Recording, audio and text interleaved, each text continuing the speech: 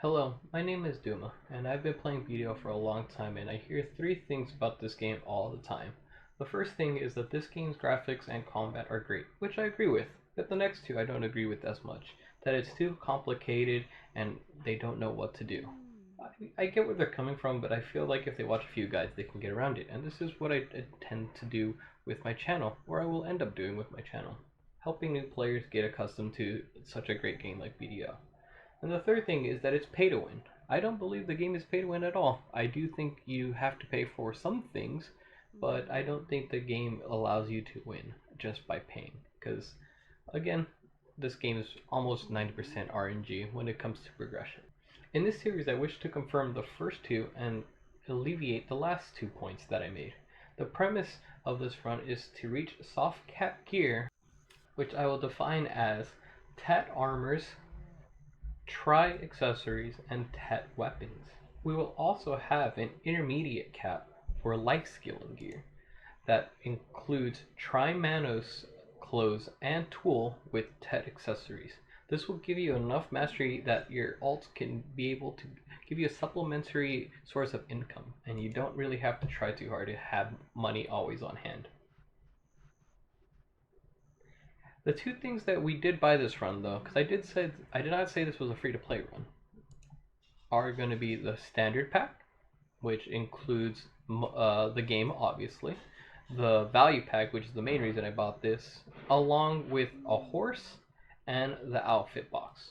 With the horse is really nice because the tier 7 is a little hard to get in game. And then the pet is just nice.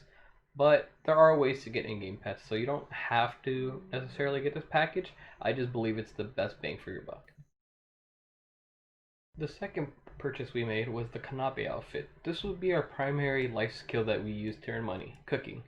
The late game cooking Eternians are excellent source of income, and you can easily turn it as a side hustle while you're grinding out in the higher level areas.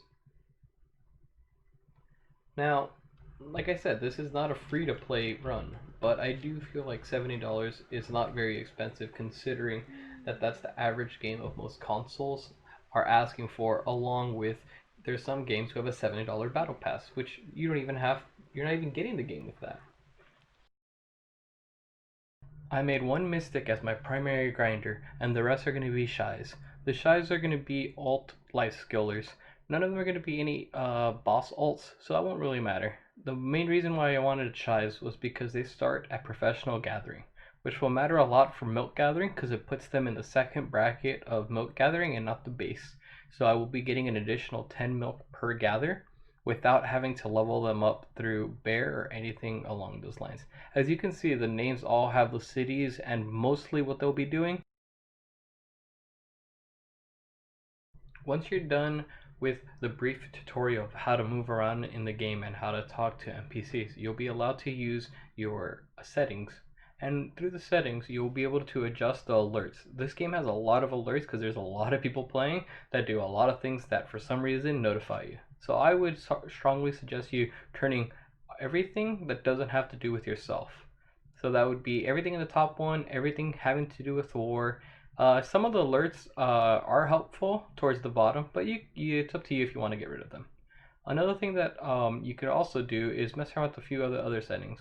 One of the settings I really like to have, just because I can't tell my direction, I guess, is having rotating mini-maps so I can more easily know where I am.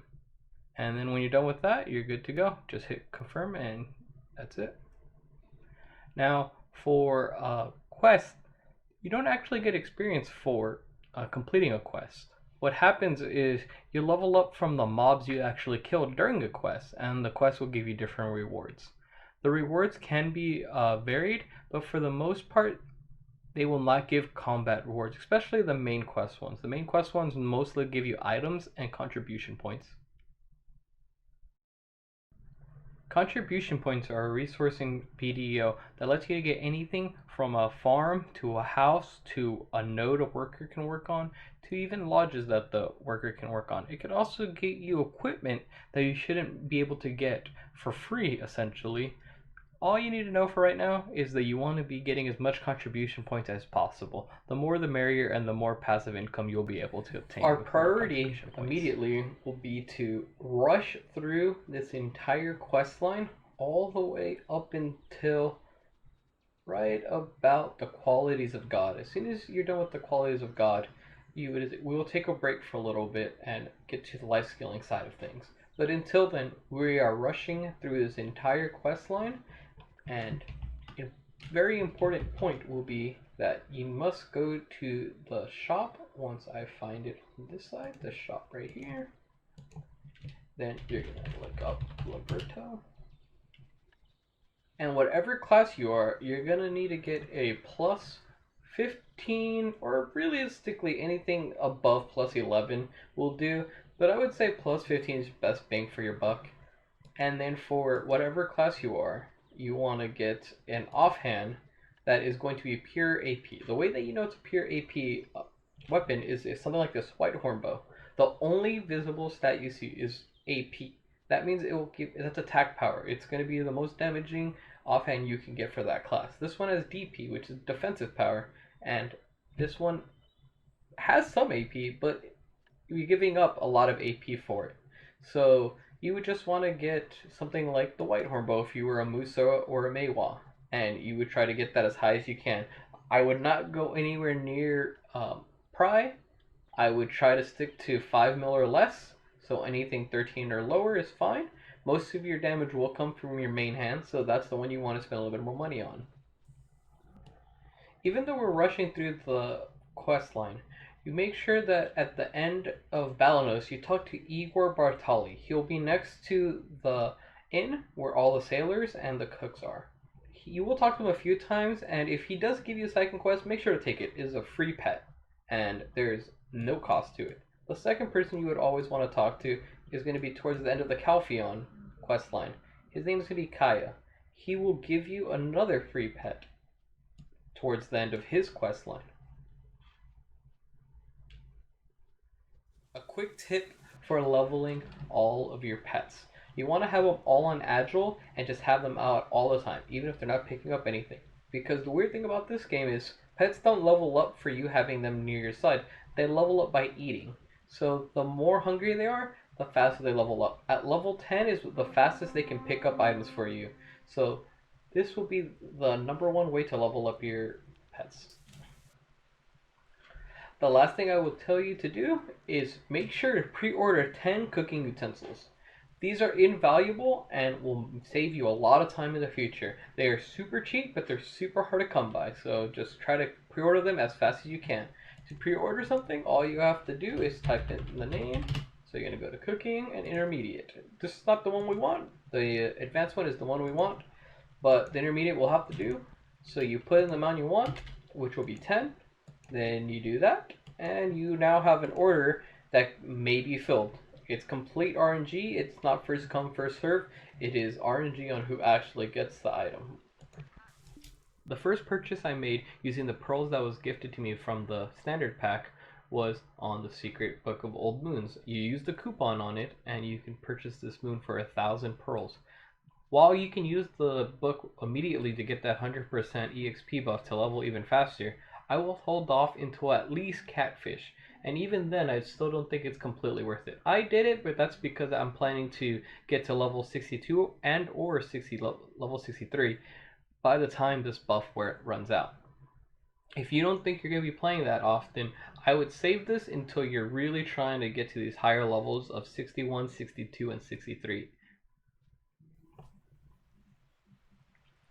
Here we're done with the main story up until we needed to transfer to Medaya. This is what your gear should look like minus this helmet. This helmet was gifted to me at the very beginning of the Medaya quest. So we should have around 120 AP if you bought the Liberto and an AP offhand. Your defenses should be in the 130s. This was all gifted to me by the major quest line or picked up off the ground. There was no extra things that needed to be bought. And you can see our warehouse is pretty healthy with an 80 mil, and that's after I bought everything, and I bought a few things that we're gonna see in the next video for our alts. And then the other things that we should also have in this account will be A good amount of energy. 50 is actually not very good. I am speeding through this, and since life skilling is uh, secondary source of income and not our main income, we will be foregoing energy and going more towards contribution, which will be our main source of getting money through cooking. Since cooking doesn't take very much energy, but does scale with contribution. On our pet list, we'll have my polar bear named Michael because he's a Smite player, and I just thought it was funny.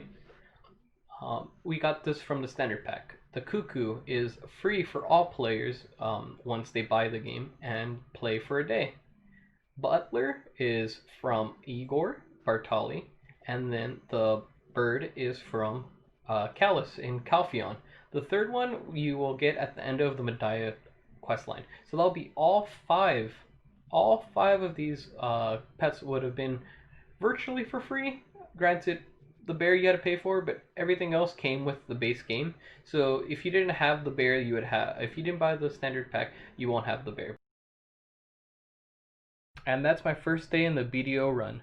One thing I guess I didn't explain at the very beginning of this run is the fact that I will not be using any sneaky or tricky ways to actually gain money. All of it's going to be very repeatable, and no matter how many people decide to follow this guide, it will still be able to work because a lot of the times I'm just going to be abusing dailies or grinding rotations.